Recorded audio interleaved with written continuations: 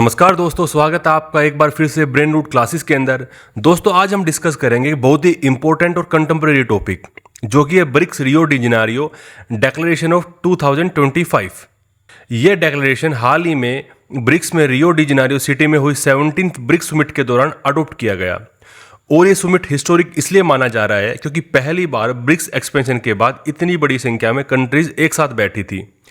पहले ब्रिक्स सिर्फ 5 देशों का ग्रुप था जिसके अंदर ब्राजील, रशिया, इंडिया, चाइना और साउथ अफ्रीका थे, लेकिन अब इसमें नए फुल मेंबर्स और पार्टनर कंट्रीज भी जुड़ चुके हैं।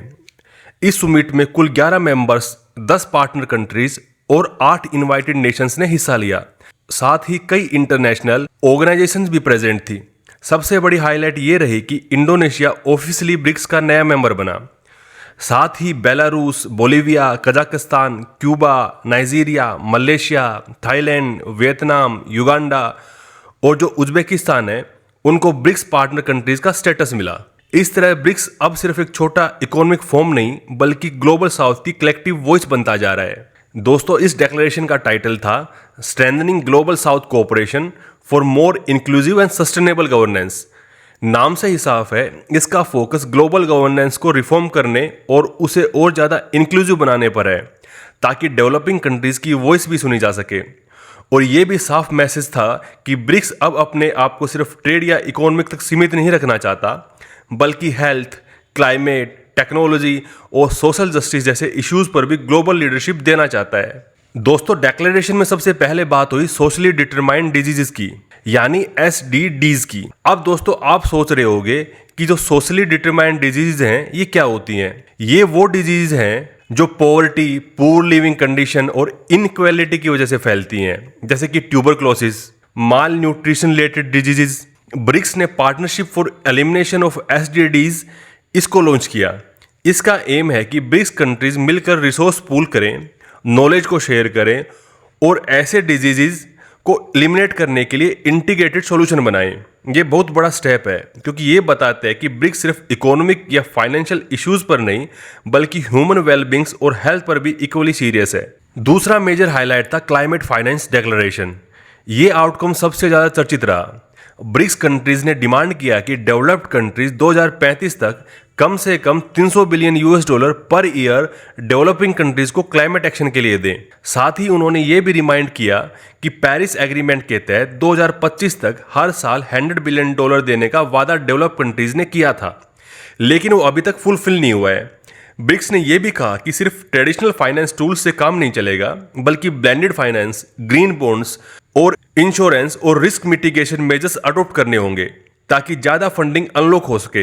ये डिमांड एक तरह से डेवलप वेस्ट को अकाउंटेबिलिटी के कटघरे में खड़ा करती है। और दोस्तों तीसरा बड़ा फीचर था ट्रॉपिकल फॉरेस्ट फॉरएवर फंड। दोस्तों आप जानते हैं कि अमेज़न, कोंगो बेसिन और साउथ ईस्ट एशिया के ट्रॉपिकल फॉरेस्ट पूरे प्लेनेट के लिए लंग्स की तरह काम करते हैं। ये कार्बन स्टोरेज, बायोडाइवर्सिटी और क्लाइमेट स्टेबिलिटी के लिए क्रिटिकल हैं। ब्रिक्स ने इस फंड को एंडोर्स किया और कहा कि हर साल कम से कम $4 बिलियन मोबिलाइज करने होंगे पब्लिक और प्राइवेट दोनों सोर्सेज से। पेमेंट्स डायरेक्टली लिंक्ड होंगे फॉरेस्ट कंजर्वेशन से। जितना ज़्यादा फॉरेस्ट प्रिजर्व होगा उतना ज़्यादा फंड मिलेगा। ब्राज़ील और कोंगो जैसे देशों के लिए बहुत इंपॉर्टेंट है और इंडिया भी इस पर इसलिए जोर देता है क्योंकि हम हमेशा क्लाइमेट जस्टिस और इक्विटेबल फाइनेंस की बात करते आए हैं। दोस्तों अब आते हैं एक और बहुत क्रूशियल एरिया के ऊपर जो कि है artificial intelligence governance. Rio declaration में ब्रिक्स ने AI के लिए ग्लोबल गवर्नेंस फ्रेमवर्क का प्रपोजल रखा। इसमें 4 की आइडियाज थे। डिजिटल सोवरेनिटी, यानी हर देश को अपने डेटा पर कंट्रोल होना चाहिए। UN लेड मल्टीलैटरलिज्म, ताकि AI पर कोई सिंगल कंट्री या बिग टेक मोनोपोली न बना ले। उसके अलावा एथिकल AI यानी फेयरनेस, ट्रांसपेरेंसी और मिसयूज से बचाओ। और एनवायरमेंटल सस्टेनेबिलिटी, क्योंकि AI को रन करने के लिए बहुत ज़्यादा कंप्यूटिंग पावर और एनर्जी चाहिए। ब्रिक्स ने कहा कि AI इनोवेशन ओपन रहना चाहिए लेकिन रेगुलेट भी होना चाहिए ताकि ये सिर्फ गूगल या माइक्रोसॉफ्ट जैसी वेस्टर्न कंपनीज तक सीमित न रहे। दोस्तों इसके बाद डिक्लेरेशन ने ग्लोबल गवर्नेंस रिफॉर्म्स पर जोर दिया। ब्रिक्स ने कहा कि यूनाइटेड नेशन खासकर सिक्योरिटी काउंसिल को रिफॉर्म करना जरूरी है। इंडिया और ब्राजील को परमानेंट मेंबरशिप सपोर्ट ओपनली दिया गया। साथ ही ये भी डिमांड किया गया कि UN बॉडीज के हेड्स मेरिट बेस्ड और ट्रांसपेरेंट प्रोसेस से चुने जाए और उसमें जेंडर और ज्योग्राफिकल इक्विटी दोनों इंश्योर हो। ब्रेटन वुड्स इंस्टीट्यूशंस जैसे कि IMF और वर्ल्ड बैंक, इनको भी रिफॉर्म करने की बात की गई ताकि डेवलपिंग कंट्रीज को ज़्यादा रिप्रेजेंटेशन मिल सके और लीडरशिप सिलेक्शन इंक्लूसिव हो सके। दोस्तों, इसके अलावा ट्रेड और इकोनॉमी पर भी डिक्लेरेशन ने क्लियर मैसेज दिया।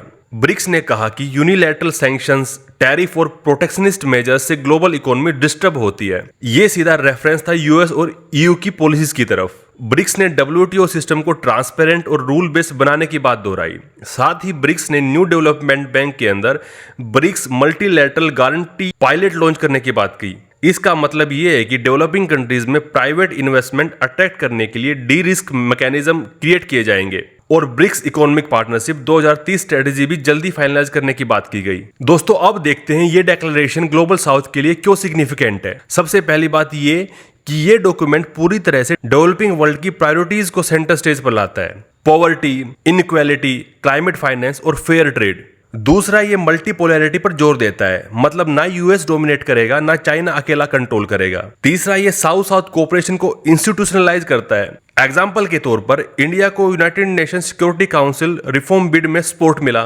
उसके अलावा ब्राजील को अमेजोन फॉरेस्ट प्रोटेक्टर के रूप में रिकॉग्निशन मिला। लेकिन दोस्तों, चैलेंजेस जो हैं वो भी कम नहीं है। ब्रिक्स मेंबर्स के बीच राइवलरी मौजूद है।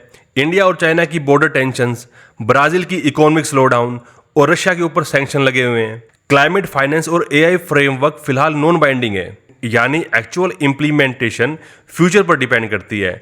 और वेस्टर्न लेड इनिशिएटिव जैसे कि G7 और उसके अंदर PGII या उसके अलावा OECD AI फ्रेमवर्क्स भी ब्रिक्स के पैरेलल चल रहे हैं। यहाँ पे PGII इसकी फुल फॉर्म है partnership for global infrastructure and investment.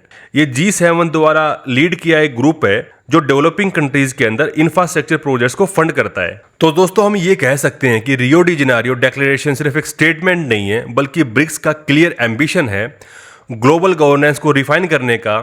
Climate change, digital governance, forest conservation, health और ट्रेड रिफॉर्म्स, इन सब को ब्रिक्स एक नए मल्टीपोलर ऑर्डर का हिस्सा बनाना चाहता है। इंडिया के लिए ये समिट बहुत सिग्निफिकेंट रहा है क्योंकि हमें United nation security council membership के लिए सपोर्ट मिला है, क्लाइमेट फाइनेंस एजेंडा में पुश मिला है और ग्लोबल साउथ एजेंडा को आगे बढ़ाने का मौका मिला है, जिसे इंडिया 2023 के voice of global south summit से लगातार चैंपियन कर रहा है। तो दोस्तों, ब्रिक्स अब सिर्फ इकोनॉमी का एक ग्रुप नहीं रहा, ये एक ऐसा प्लेटफॉर्म बन रहा है जो फ्यूचर वर्ल्ड ऑर्डर को शेप करेगा। एक ऐसा वर्ल्ड ऑर्डर जो इक्विटी, सस्टेनेबिलिटी और शेयर्ड प्रोस्पेरिटी के ऊपर आधारित हो। तो दोस्तों, यहाँ पे हमारा आज का टॉपिक कंप्लीट होता है। उम्मीद है आपको पसंद आया होगा। अगर आपको ये टॉपिक अच्छा लगा हो तो कमेंट करके जरूर बताएं, अपने दोस्तों के साथ शेयर करें और बेल आइकन को दबाना बिल्कुल ना भूलें ताकि हर नए लेक्चर की नोटिफिकेशन आपको टाइम पर मिलती रहे। मिलते हैं अगले वीडियो में, तब तक के लिए धन्यवाद।